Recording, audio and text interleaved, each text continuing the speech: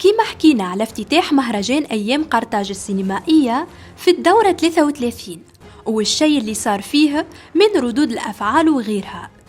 اليوم نحكيو على الاختتام، والحمد لله وصلنا للاختتام، خاطر اللي قاعد يصير في مهرجان عريق كيما مهرجان أيام قرطاج السينمائية يتسمى مهزلة بأتم معنى الكلمة. العبارة هذه تداولوها برشا توانسة، خاصة بعد إطلالة هيكل علي الغريبة والعجيبة، واللي أثارت غضب العديد من رواد مواقع التواصل الاجتماعي، واعتبروا المهرجان وكالة بلا بواب اللي يجي يدخل على غرار وجوه من الانستغرام لا علاقة ليهم بالسينما والمسرح، كيما هيكل علي وبنت الأزهر المكي وغيرهم، تي حتى لقطات كانت حاضرة معاهم.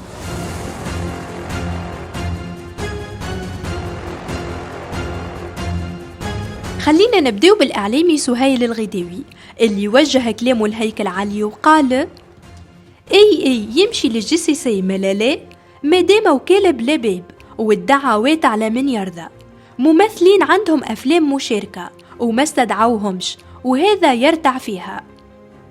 المسؤول على الدعوات لازم يتحاسب ولازم يكون عبرة للي بعده، باش المرة الجاية نشوفوا كان المعنيين بالأمر على السجاد الأحمر.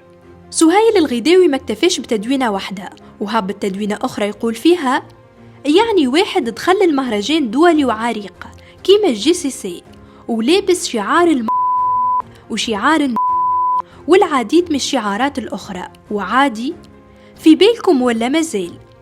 ولا شقولكم تكرموه مش فكرة؟ كيف نلقاو الإعلامي محمد الخماسي في تدوينة يقول فيها: حاشا بعض الصور اللي تأتينا من اختتام أيام قرطاج السينمائية تحشم ومقرفة وعار على اسم هذا المهرجان.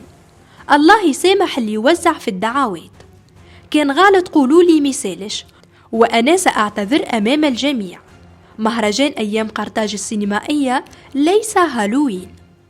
كيف نلقاو الممثل محمد علي النهدي يقول في تدوينة: أيام قرطاج السينمائية في دورته التعيسة وفاء، إن شاء الله ربي حاسبكم.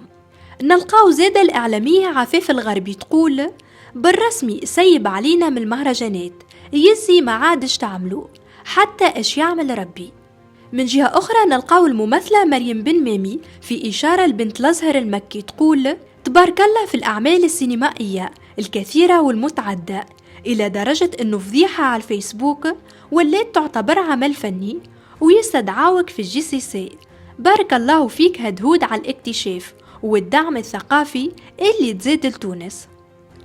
نلقاو زادة اللي تقول: البارح تفرجت في رانيا الجابسي قالت إنه هي كانت مدعوة لدخول قاعة العرض، لكن قالت فما برشا يحضروا من غير دعوة، لا لي شيء إلا باش يمشيوا على الزربية الحمراء ويصوروهم، يعني نتصور الوجوه هذه الكل مش مدعوة، جيت هكاكا باش تتصور وتعمل البوز، لكن هذا لا يمنع إنه المفروض يمنعوا دخولهم الغادي. العام الجاي أهوكا تنجموا الكل تلبسوا وتتزينوا وتمشيوا وتتصوروا. ونختموا بالتعليق هذا اللي يقول: كان جات الدنيا دنيا، راهم الناس اللي قراوا وتعبوا يمشيوا عليها، راهي أكل مرا الفلاحة المجاهدة تتكرم عليها، مش الرهوت هذه والعياذ بالله. والله تقعدوا كان أسفل السافلين وقراوه الكومنتير هذا، ونحب كلامي يوصل وكان نلقى كيفاش نوصلوا، خاطرنا دولة جهلة بأتم معنى الكلمة. قف وارجع للسطر.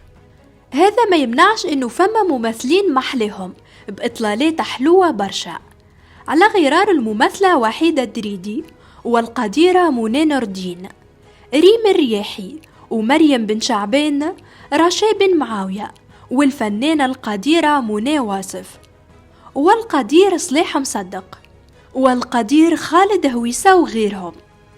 أما الله غالب الفنانين الكبار ما يكونش عليهم التركيز قد ما يكون التركيز على الدخلاء. الحقيقة أنا ما لقيت منقول، نخلي لكم انتوما التعليق.